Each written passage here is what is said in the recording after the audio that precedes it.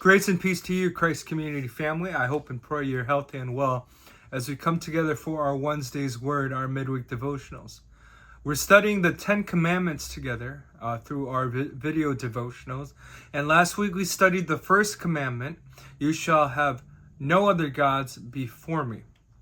I believe that sets the tone not only for our identity, but also the foundation of our convictions and the foundation of our beliefs in who we believe, what we believe, and how we believe. The second commandment that we're studying for this week is you shall not make for yourself an idol. Let me read to us from Exodus chapter 20, verse 4 through 6. You shall not make for yourself an image in the form of anything in heaven, above or on the earth, beneath or in the waters below.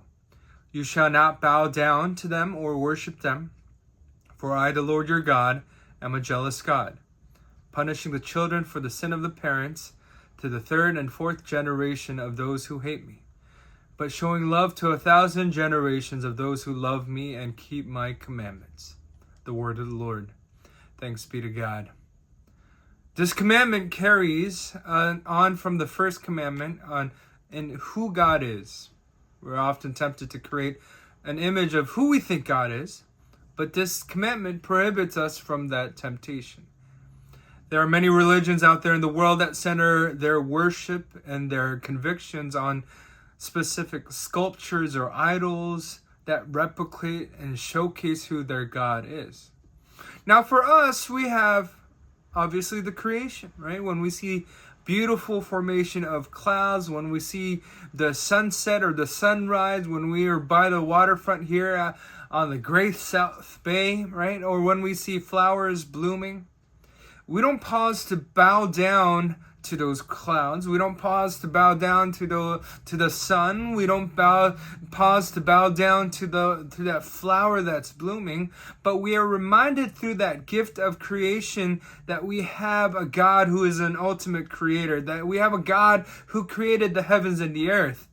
This commandment is also very important in reminding us that God is actually incomprehensible.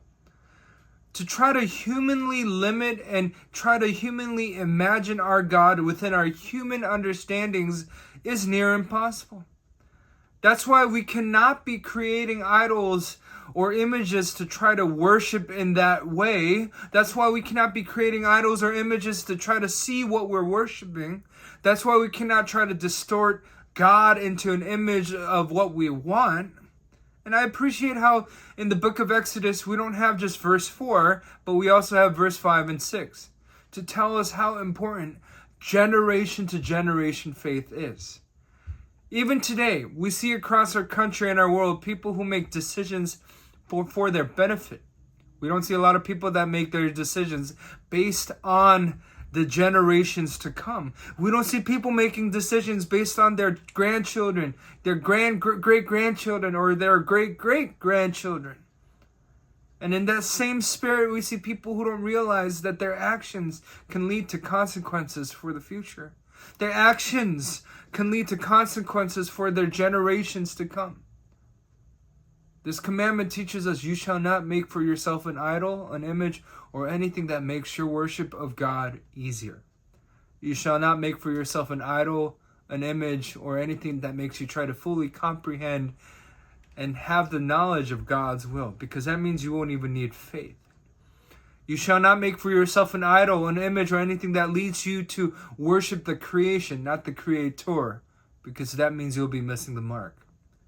As we continue to study the 10 Commandments in our video devotionals, I pray that this will ultimately deepen our faith that much more. Hope you stay cool in the heat wave. Love you all, but God loves you more. I hope you have a blessed week.